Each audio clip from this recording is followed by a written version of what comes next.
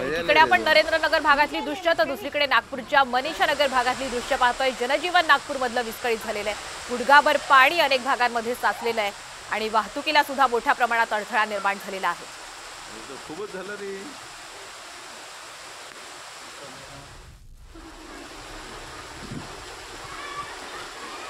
मजा ले रे तू, मजा ले रे काही।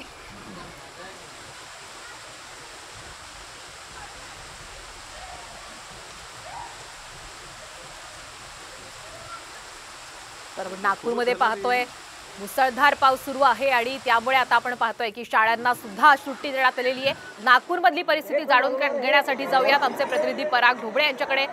पराग, आपण पाहतोय नागपूरमध्ये आता धुवाधार पाऊस होतोय, त्यामुळे जनजीवन विस्कळीत झालेलं आहे। काय परिस्थिती आहे?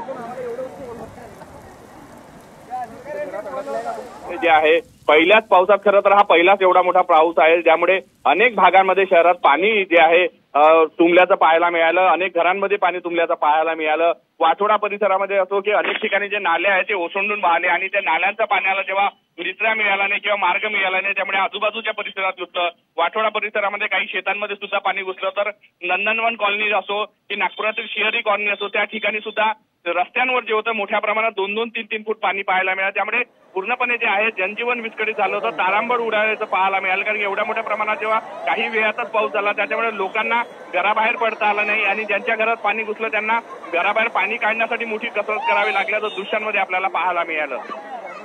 अगदीच धन्यवाद पराग, आपण दिलेल्या संपूर्ण माहितीबद्दल। तर आपण पाहतोय की नागपूरमधल्या पुराच्या आठवणी नागपूरकरांच्या ताज्या असतानाच पहिलाच हा धुवाधार पाऊस नागपूरमध्ये झालेला आहे आणि जनजीवन नागपूरमधलं विस्कळीत झालेलं आहे।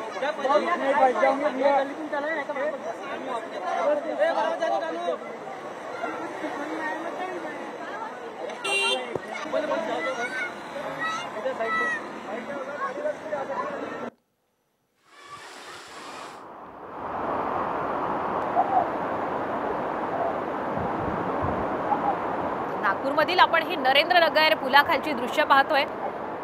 मनीषा नगरकडे जाणाऱ्या या पुलाखाली आता पाणी साचलेलं, त्यामुळे अनेक वाहनधारक इथनच परत जात आहेत आणि पर्यायी मार्गाचा वापर सुद्धा करतायत। नागपूरमध्ये आपण पाहतोय की मागच्या वर्षी अशाच पद्धतीने धुवाधार पाऊस झाला आणि पूर आला होता, त्यातनं आता यावर्षी तरी नागपूरकरांची सुटका होते का असं नागपूरकरांना आशा होती। मात्र पहिल्याच पावसामध्ये नागपूरमध्ये आपण पाहतोय की अनेक सखल भागांमध्ये पाणी साचलेलं आहे, त्यामुळे जनजीवन नागपूरमधलं आता विस्कळीत झालेलं आहे। मनीषा नगरकडे जाणाऱ्या अंडर बायपासमध्ये आता पाणीच पाणी साचलेलं आहे।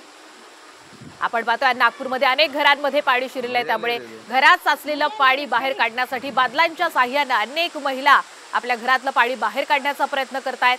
अनेक घरांचं नुकसान झालेले, घरातील साहित्य, अन्य धान्य त्याची नासाडी झालेली आपण या दृश्यांच्या माध्यमातून पाहू शकतो।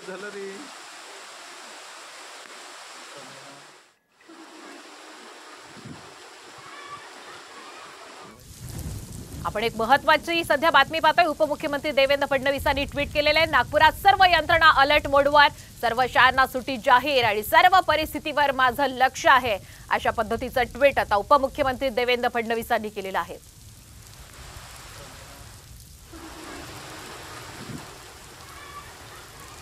मजा ले रे तू, मजा ले रे काही।